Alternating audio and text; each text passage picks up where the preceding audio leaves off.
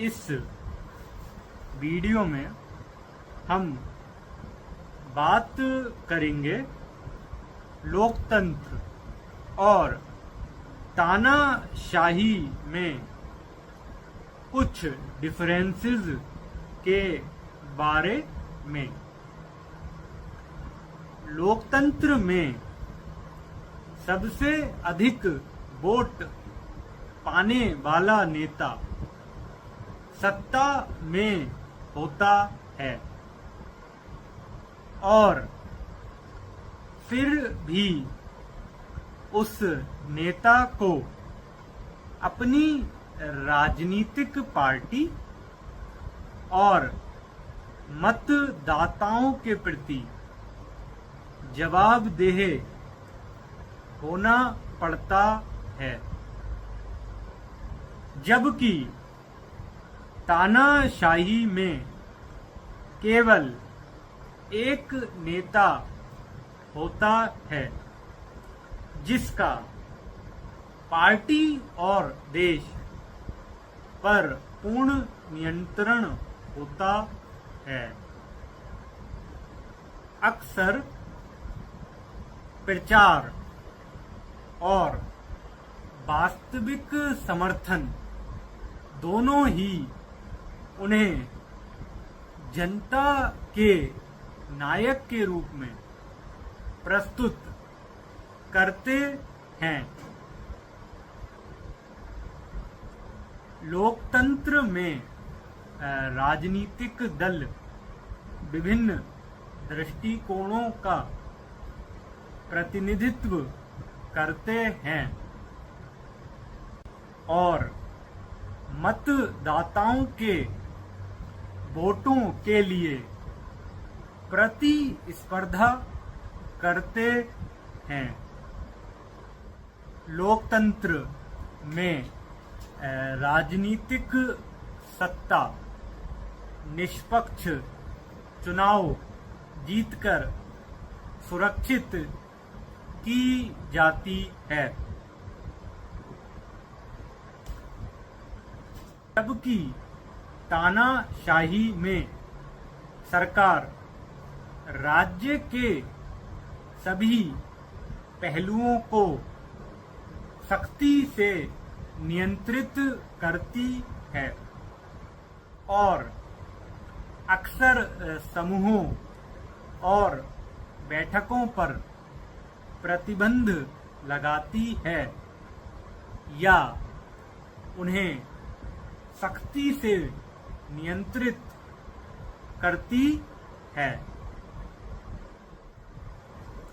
लोकतंत्र में समाचार पत्र सच्चाई छापने के लिए स्वतंत्र होते हैं और सरकार से गलतियां होने पर या असहमति होने पर सरकार की आलोचना कर सकते हैं, जबकि तानाशाही व्यक्तिगत नागरिकों के अधिकारों की पूरी तरह से अवहेलना करती है। सरकार और राज्य कानूनों, पुलिस, जासूसी और बल प्रयोग के माध्यम से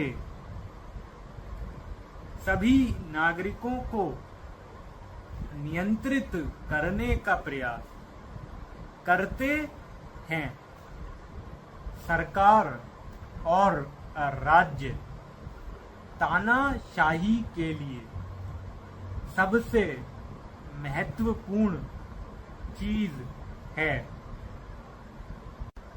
लोकतंत्र में आम तौर पर लोगों द्वारा देखी जाने वाली फिल्मों और पढ़ी जाने वाली किताबों पर कम नियंत्रण होता है, जबकि तानाशाही में सरकार लोगों के जीवन के सभी पहलुओं को नियंत्रित करती है,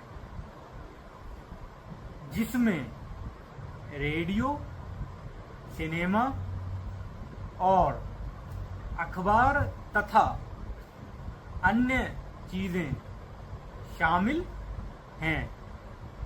लोकतंत्र में सरकार का लोगों के समय बिताने के तरीके और उनकी मान्यताओं पर कम नियंत्रण होता है।